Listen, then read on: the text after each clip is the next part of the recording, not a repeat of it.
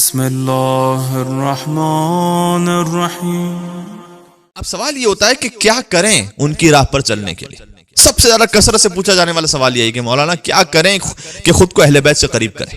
ہر دوسرے تیسرے دن یہی سوال کسی نہ کسی الفاظ میں گھوم کر آ رہا ہوتا ہے، مولانا یہ بتلائیے کہ کیا کریں کہ اہل بیت سے قریب ہو جائیں۔ اور جو ہم نے علماء سے اساتذہ سے سیکھا ہے، میں اپنے پورے یقین کے ساتھ آپ سے کہہ سکتا ہوں کہ سوال یہ نہیں ہونا چاہیے کہ کیا کریں، سوال یہ ہے کہ کیا نہ کریں۔ یعنی اس کی فکر کیجئے، اس کی فکر نہ کیجئے کہ کیا کرنا ہے، پہلے اس کی فکر کیجئے کہ کیا نہیں کرنا ہے۔ ہمیں سے بہت سے ایسے ہیں کہ جو بہت نیک کام کرتے ہیں اپنی زندگیوں میں، لیکن وہ باقی نہیں رہ پاتے نیک کام۔ مسئلہ یہ ہے، دیکھیں ورنہ نیک کام کتنے کیے ہیں ہم اور آپ نے۔ مثلا فرض کیجئے کہ نماز جماعت کا ثواب، آپ نے حدیث سن رکھی ہوگی کہ اگر حضور نے فرمایا کہ 10 افراد یا اس سے زیادہ نماز جماعت میں شریک ہو جائیں تو پھر اتنا ثواب ہے اس کا کہ جن و انس مل کر اس ثواب کو نہیں لکھ سکتے۔ کتنی مرتبہ اور آپ نے جماعت میں شرکت کی؟ بہت مرتبہ کی۔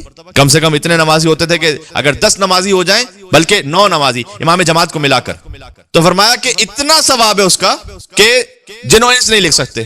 پھر حدیث میں آیا، آپ نے سن رکھا ہے بار بار، رمضان المبارک میں سانس لینا تسبیح ہے، سونا عبادت ہے، ایک آیت کو پڑھنا ختم قرآن کے برابر ہے۔ سبحان اللہ، کیا کہنا۔ بھئی کتنے رمضان ہماری زندگیوں میں گزرے، کتنی مرتبہ ہم نے قرآن پڑھا ہے؟ بہت مرتبہ۔ اعمال شب قدر کی تو بات سوال یہ ہے کہ پھر یہ زندگی بدل کیوں نہیں رہی؟ پھر یہ سب کہاں جا رہا ہے؟ سادہ سی بات ہے، اگر آج کی ماڈرن لینگویج میں کہوں کہ یہ اس اکاؤنٹ میں جا رہا ہے کہ جو ہیک ہوا ہے شیطان کے ہاتھوں۔ اللہ اکبر۔ آپ یہاں سے ڈپازٹ کر رہے ہیں، وہ وہاں سے ڈیبٹ کر رہا ہے، بچ کچھ نہیں رہا حساب میں، مشکل ہی ہو رہی۔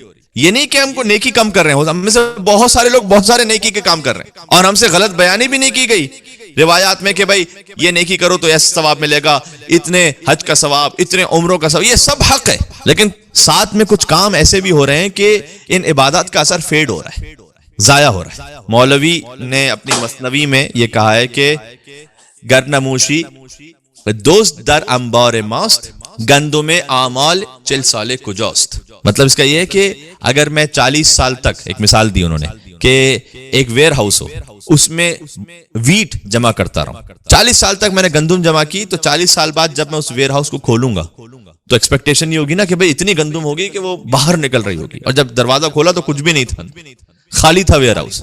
تو مولوی نے مثنوی میں اس کو سمجھایا۔ کب مسئلہ پتہ کیا ہے؟ مسئلہ یہ ہے کہ ایک، پھر آگے کہتے ہیں کہ اگر وہ چوہا نہ ہو کہ جو آ کر اس گندم کو، اس انبار کو کھا رہا ہے، تو پھر گندم اعمال لے 40 سال کجاس، اگر ایسا نہ ہوتا تو پھر 40 سال کے اعمال ہوتے اس کے اندر نہیں ہے۔ اس کا مطلب ہے کہ کہیں پہ کوئی لوپ ہول موجود ہے۔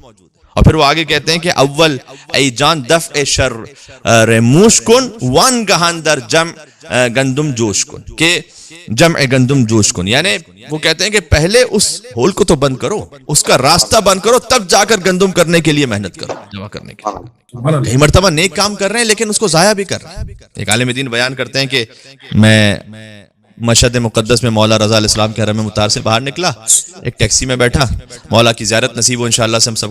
کہہ رہے میں حرم کے باہر نکلا اور ٹیکسی میں بیٹھا تو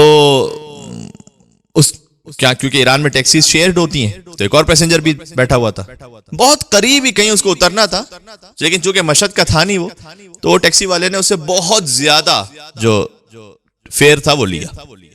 وہ بھی بہت جلدی میں تھا، حالانکہ سمجھ رہا تھا کہ بہت زیادہ فیئر، لیکن اس وقت گنجائش نہیں تھی، خیر بہت زیادہ کئی برابر اس نے اس سے فیئر لیا، اور ٹھیک ہے ہم آگے بڑھنے لگے۔ تو چونکہ وہ عالم دین کہتے ہیں کہ میں ابا خبا مامے میں تھا، وہ مجھے ٹیکسی ڈرائیور یہ کہتا ہے ڈرائیو کرتے کرتے کہ صاحب آج کل رزق کی بڑی تنگی ہے، اور جتنا بھی کما لو پورا نہیں ہوتا، برکت ہے نہیں۔ تو میں گیا تھا ایک عالم دین کے پاس، میں نے ان سے کہا کہ کوئی دعا بتائیں، کوئی وظیفہ بتائیں، کوئی نماز بتائیں۔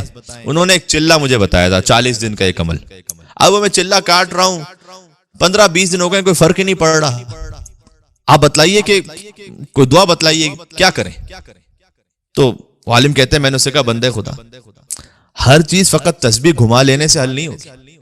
یہ ابھی جو تو نے ایک بندے مومن کے ساتھ کیا ہے، اپنے لیے ہزاروں برکتوں کے دروازوں کو بند کر لیا، فقط ذکر پڑھ لینے سے معاملہ نہیں ہوتا۔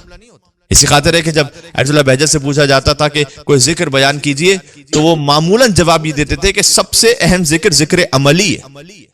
کیا کہنے، سبحان اللہ، ذکر لفظی نہیں ہے، ذکر عملی ہے۔ سبحان اللہ۔ واہ یعنی سبحان اللہ سبحان اللہ.